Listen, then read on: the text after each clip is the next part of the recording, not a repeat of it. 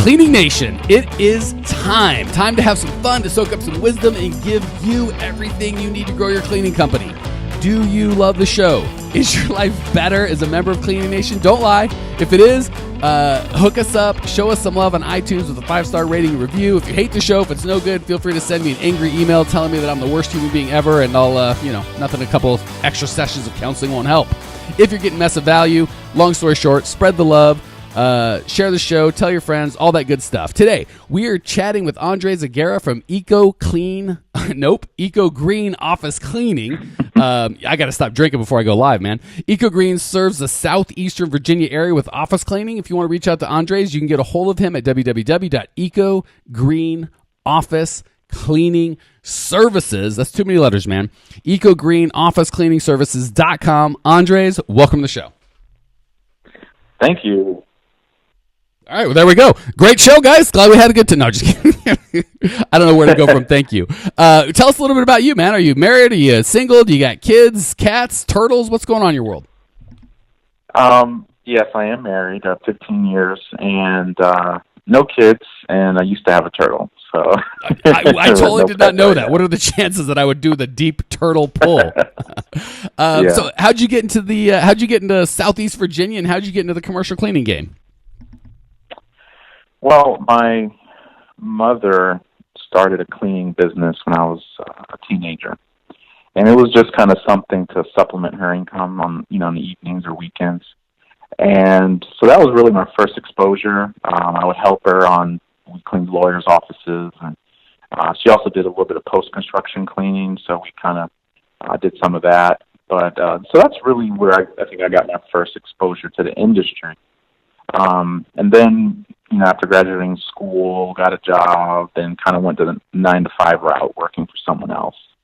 And after a while, I realized I was still an entrepreneur. I've had other little businesses on the side before, and I was like, I really need to go and do my own thing. And so that's kind of where I went back to cleaning, because I read a book. Hopped online, I purchased a book about the industry, how to start a cleaning business. And it was something I could invest a smaller amount of money initially to get things going. And so that's where I was at, and that's what we ended up doing. And here it is 9 years later, we're still doing it. All right, so when you were a kid helping your mom cleaning, I know I was a terrible teenager, and I would have been, I don't want to say furious, but embarrassed, or kind of like, this sucks, and why, Mom, you're the worst, and how would I do this? Were you kind of like getting like, was it just something you did? Did you hate it? Did you love it? How did you feel about it at the time? No, I didn't mind. I was making money, so as a teenager, you do anything at that point for a job. So, I enjoyed it, and I did the easy stuff, took out the trash and stuff. So she took care of the heavier duty cleaning, but yeah, it wasn't too bad. It was doable. So. All right. Yeah, actually, I was thinking, for some reason, I was just thinking I would be stuck doing it for free. But I guess as a teenager, had my mom thrown me a couple shekels to help her out, it would have been a different perspective. All right. Well, let's jump in, man. How can I help you today? What's going on in your world and your business that I can bring you some value? Well, typically with our hiring process, we'll put an ad out and we'll get responses from like Indeed.com or something like that. And we will get so many calls or emails, from the site letting us know we have 80 people that applied for the job, and we kind of have to like screen them and make these phone calls to, I guess, the top candidates, and then interview each one individually, and it's a kind of a lengthy process, especially oftentimes in our industry. We're in a rush, unfortunately, to hire someone, maybe start within the week. So we're and then in one podcast, you were talking about group interviews, and that's a new concept for me. It seems like it'd be a time saver, but I just don't really know how to connect with individuals in a group interview, or maybe what is a group interview, I guess I should be asking. Okay, cool. That's a great question. I would say 46% of what I do is how to get the right employees and keep them. 46% is how to get the right customers and keep them. And I can't do math, but the rest is other nonsense. So that's a big one. And I think that I know I can give you a lot of value, but I think Cleaning Nation will definitely get some value from that. So let's start, as I'm wont to do, with the foundational concepts that kind of prop up this whole process, and then we'll talk about logistically how to actually do it. Does that sound fair? Yeah, that's good. Okay. So first and foremost, you said something that is so typical, so typical. And if you hear nothing else in this podcast, you're going to, not just you, but Clean Nation, you're going to come away with a ton of value just from this.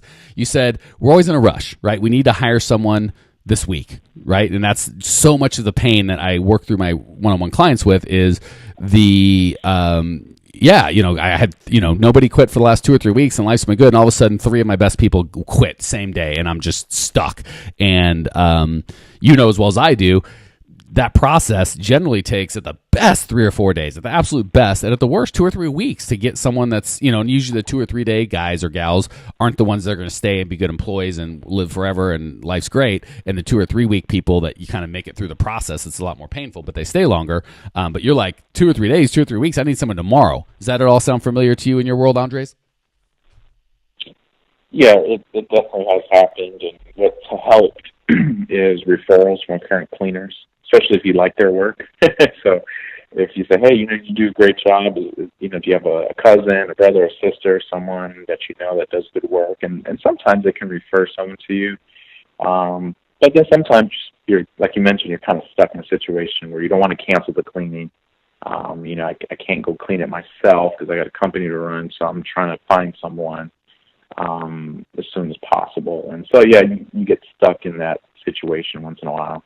Okay, and that's common. Definitely not trying to beat you up or make you feel bad. That is so common. So the key is, first and foremost, to have the right way of thinking about it. The wrong-headed thinking a lot of people have is, I'm good, I'm fully staffed, and when I become not fully staffed, then I'll go find somebody. The problem is that creates what you said is now we're in a rush, right? We're looking to get someone tomorrow, but we know that the process, let's just call it a week. If you've got a good process, takes a week. So the way to fix that is to kind of, and you hinted at it with asking employees, hey, do you know anyone? Who do you know? And kind of always being on the lookout for the next great employee, whether you're quote unquote fully staffed or not. Anytime you're a healthy growing company, you're never fully staffed. You're always looking for good talent, right? If you had an A-player cleaner that could just do everything you want him to do, would you hire him? Most people would say yes. And I go, great. What systems do you have in place that are attracting that guy to come to you? And they go, none. Well, those unicorns don't just fall out of the sky, right? You got to do something. So the trick is to move away from I hire cleaners when I need them, which equals I'm in a rush and I need someone right now. And then you kind of fall for that warm body syndrome, which is the guy or gal across from you says they'll show up and you are desperate. So you say yes. And half the time they don't even show up. And the other half they show up drunk or terrible. To get away from that, we're going to create systems just like customers, right? If you're like, I need a customer in the next 20 minutes. I don't have a lot of coaching for you. But if you're like, I need 5 customers or 10 customers the next month, I've got a lot of strategies that can work. You need time. So same thing with employees. Instead of waiting until we need somebody and then scrambling, let's create a system where we've got a constant flow of qualified employees coming to you, prospective employees coming to you, and you just weed out the best ones and take them. And guess what?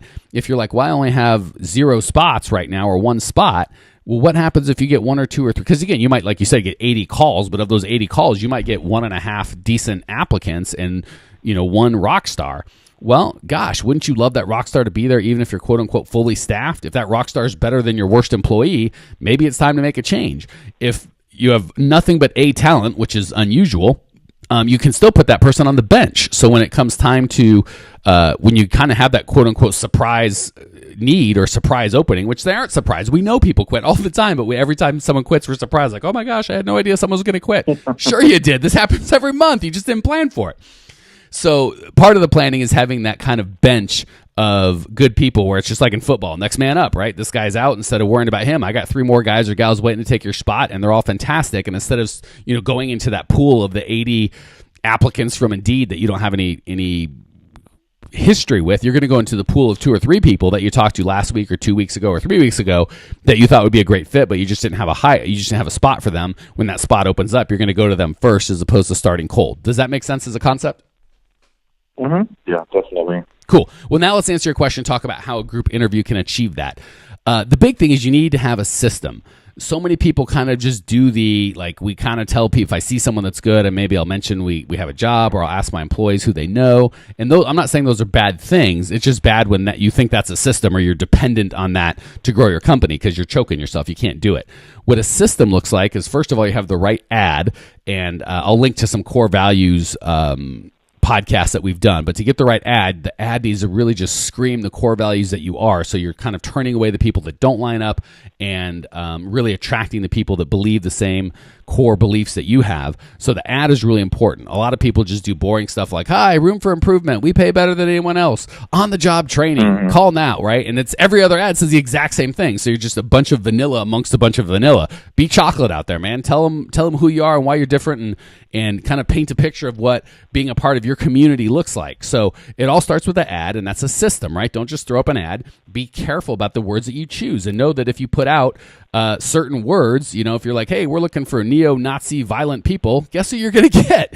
And if you, so tell people what you want, and, turn away the people that you don't want just from the ad. So when you get those 80 calls, instead of having, maybe one guy that's half decent, you might have 3 or 4 good contacts. So don't overestimate the power of that ad. That's the first part. Second part is have a plan for when they call. So many people, the call just goes right to the owner, and the owner's like doing something different, or maybe he's available, and depending on if he gets voicemail or if he's talking with someone or if he's got a minute, he'll either give a really good kind of on the phone interview, or he'll give a really crappy one, or it'll go to voicemail, and then he'll call it back, and it's a bunch of phone tag, and it's overwhelming because you like you said, you put it out and 80 people call in all at once, and you're just like, I got a business to run, right? So it kind of goes anywhere from they get your voicemail and nothing happens, all the way to you get a guy and you and he get chatty and you're talking on the phone for 30 minutes and now you've wasted a half hour of your life. You want to replace that with, of course, a system. So you're going to have 2 or 3 quick questions that you're going to do. And I wouldn't have that go to the owner, by the way. I'd have it go to even another cleaner. But if you've got 2 or 3 quick questions that just meant to disqualify, like, I'm just going to make them up. Obviously, this will be different for each of you out there, Clean Nation. But do you have a driver's license? Are you looking for part-time or full-time? Have you cleaned before? Are you, if we do a background check, is that going to come out okay? What about drug testing? So just, kind of you guys all know the low-hanging fruit where you've talked to enough people and you're like, man, I disqualify half of them with these 2 questions, right? Whatever those 2 questions are in your world, ask those 2 questions, or even better, pay a $10 an hour employee to ask those 2 questions.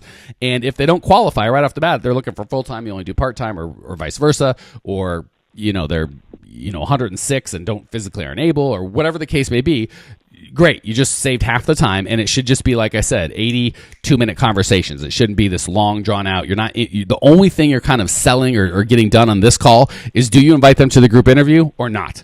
That's it. You're not trying to hire them or see if they'd be good. People that do that, it's too much pressure for one call. When you got 80 of those calls, you can't possibly. So the trick for that is create the 2 or 3 questions that's going to eliminate 80% of the bad ones, and just invite everyone else in. That's it. And to delegate that to somebody else. And it shouldn't be, don't let them be talking for 10 minutes. It should be 2 minutes. Do you have this? Do you do this? No. Thanks a lot. You're not a fit. Yes. Oh, we've got a group interview this Thursday at 2:00. We'd love to see you there. And the good thing is you've got that group interview. So instead of the big shift is, instead of that dynamic of now you set up 5 interviews and 2 of them call and reschedule, 2 don't show up, 1 dude does show up and he's awful but wastes an hour of your time. Now you're into this whole thing like 6 hours in a week, and it's frustrating work and you get nothing done. If you and your entire team know that Tuesdays at noon or Thursdays at 5:30 p.m. or whatever your time is, there's always going to be an interview. You can just have those 80 people constantly streaming in, and instead of inviting 80 people, you invite 12, right? Maybe a bunch of them just don't qualify, and of those 12, maybe 6 show up. Well, guess what? In less than an hour, because he just had a bunch of those 2-minute conversations, you've taken that list of 80 and gotten it down to a pretty solid 12 or 6 or 3 or 9 or whoever shows up. So far, are you with me? I know I'm going fast. Yeah, I guess it's somewhat similar. What I was doing is, I guess, scheduling one-on-one interviews, but I'd schedule them 15 minutes apart each. So in an hour, I'd have 4 set up, and then 1 or 2 might show up. So I don't know. Is that what you would consider group interviewing? No, that's better than most. Okay. You've at least identified hey, I've got for 5 interviews, it might take a bunch of time. But then when you get someone that you really want to talk to, you're still stuck dealing with a bunch of chuckleheads that may or may not even qualify. So again, the process is you've got a really good ad that's going to eliminate a lot of the people that aren't a fit right off the bat. So the people that are calling are generally the right people. You've got the 2 or 3 questions that are going to eliminate all the low-hanging fruit of, we don't hire people without driver's licenses, I'm sorry, or whatever the case may be. So you eliminate them. The next hurdle is they've got to show up for the group interview.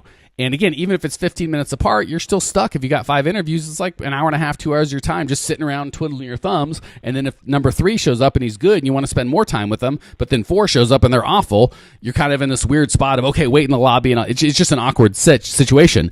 Whereas if you set up this group interview, from, let's just call it Tuesdays at 5:30, every Tuesday from 5:30 to 6:30, you're going to have a group interview. That's it. There's no other time. There's no other whatever. And you're going to have ideally, 2 to 8 people. Obviously, if you only have 1, it's not a group interview, and you should probably go every other week, right? You need more people to make that worth your time. If you get more than 8, you can't really talk to everybody. It gets overwhelming. So, what you're doing with the 15 minutes is better than scheduling an hour, but not as good as the group situation. So the group situation, there's a couple parts to it. The first part is before they get there, you want to watch everybody. And the 2 things I look for is when do they show up? Bonus points if they're early, 5 or 10 minutes early, and show up, ready to roll. Bonus points if they're dressed like they're looking for a job, not that they're, ready to go down to the swimming pool. And then how do they interact with each other? A lot of what I found for me makes a good team member is friendly, outgoing, not defensive. So I look at all 3 of those things. So I just wait, right? And I tell them to, they all just show up and, maybe an office or, you can do a restaurant if you don't have an office or whatever. But I just watch and I look at when they show up, what they're wearing, how do they interact with everybody. So I don't come out until, right at 5:30 and I kind of watch everybody before that. So that's the first part of the interview.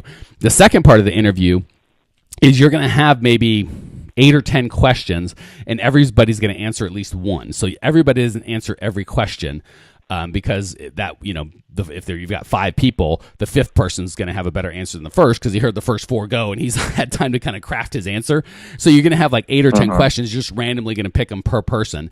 And when you do that, the way that you're going to do that, again, I don't want the owner having to do this stuff. So the way you get out of it is you give the question and then the answer. So if you've got if one of your core values is teamwork, the question is going to be, tell me, if your partner doesn't show up, what do you do?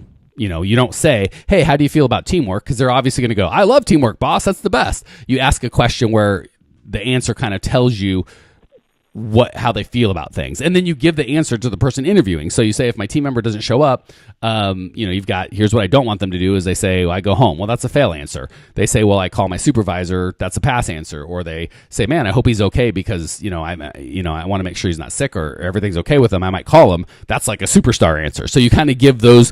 You give an answer key, right? Here's the questions to ask. Here's what you're looking for. So it's very standardized, and whether you give the interview or someone else gives the interview or the interviewer is having a good day or bad day, it doesn't matter because they've got the answers. They've got the questions and the answers. They just propose the questions, and you tell them what the right answer looks like and what the wrong answer looks like.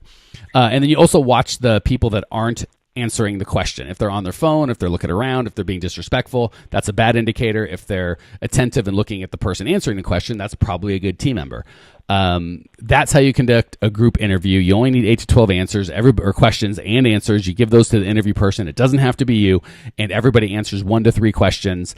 But you're watching everybody all the time, even when they're answering and when they're not answering. That's a really quick overview, but does that kind of give you at least the basics to give this thing a try? Yeah, I would definitely like to get a list of questions that you would recommend. Yeah, I would. Honestly, that would be something I'd have to walk through you one-on-one because it would be really the questions are all based on your core values. And they would all be like, so each core value, we work through and create 2 or 3 questions that would indicate whether they have that core value or not. The trick is you don't tell them the core values and then ask them if they're into them because everyone's going to say yes. So my core values when I had my company was have fun, make money, be real, and help out. Well, what I would do is I didn't say in my ads, hey, are you looking to make money, help out, have fun, and be real? I would be real in my ads. We would be transparent. We wouldn't talk like everyone else. We would talk like us, and the ads would be fun. We wouldn't tell people we were fun. We would just be fun. So again, the big trick is you're not telling them the core values and ask them if they agree. Everyone's going to say yes. You're kind of giving them the opportunity without telling them which core value you're looking for to demonstrate how they would act, and then based on that their response, you kind of get an idea of if they really truly line up with their core values or not. Does that make sense? Mm-hmm. Cool. So yeah, it's not that I have the questions I'm not willing to share. It's just those would be customized business to business. Okay. That said, I have gone long because you got me on a topic I really get excited about, but I want to make sure we give you the opportunity to get back to Cleaning Nation. We're going to hit the lightning round. I'm going to give you 3 quick questions. You are going to give 3 spectacular answers. Question number 1, what's the best piece of advice you've ever received? The best advice, especially when it comes to really anything in life, but especially in business, is to never give up. We come across, especially as the owner, we deal with the problems.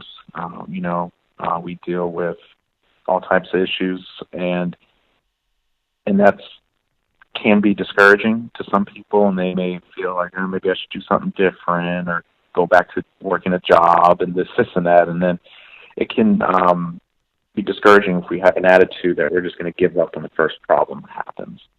So we have to understand that giving up is not an option, and we deal with issues as they come up, and we move on and have a positive mental attitude, and don't quit, because whenever there's a downtime, there's always going to be an up positive time as well. There's always a equal reaction to that negativity.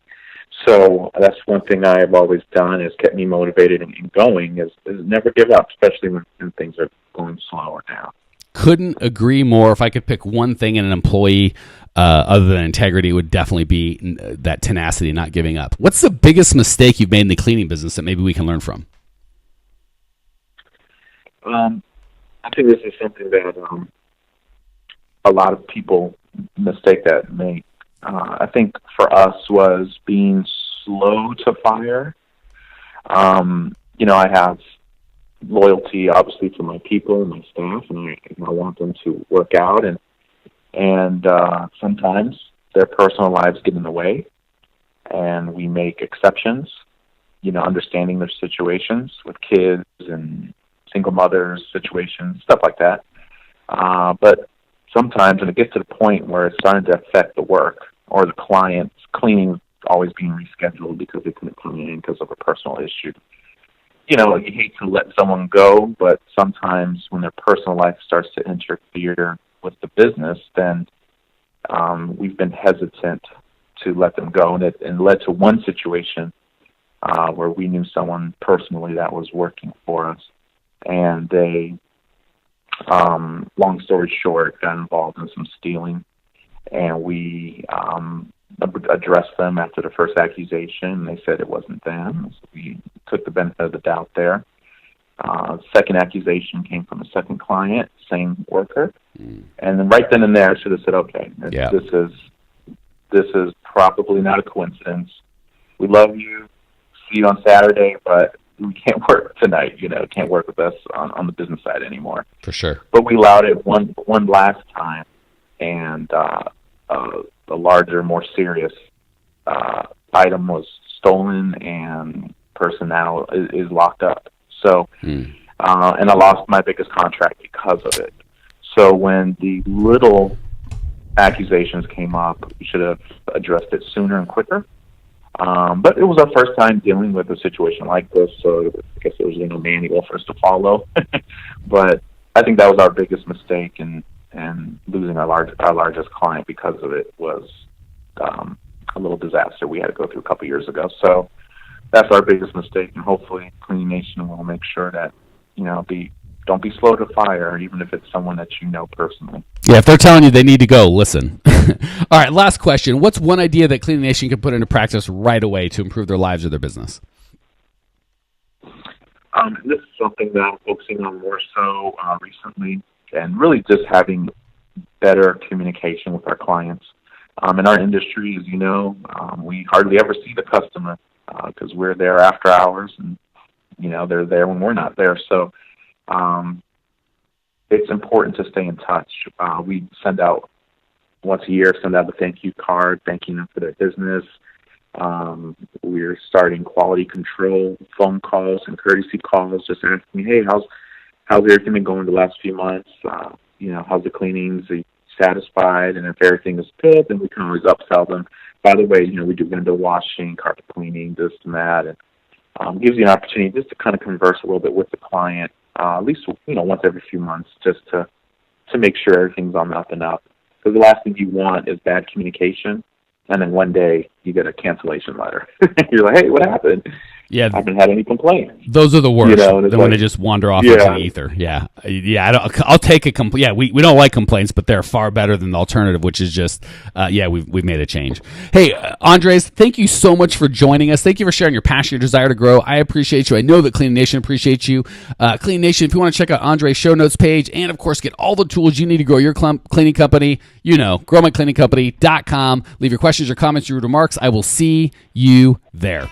Congratulations! You are now 16% smarter. Still can't get enough cleaning goodness? Go to www.growmycleaningcompany.com for more of the good stuff. Ever want to be rich and famous? Owners of cleaning companies as well as industry experts can apply to be featured on the show by emailing our producer Natalie at support@growmycleaningcompany.com. Until then, don't miss out on all the latest cleaning industry lovin' at www.growmycleaningcompany.com. Check it out now.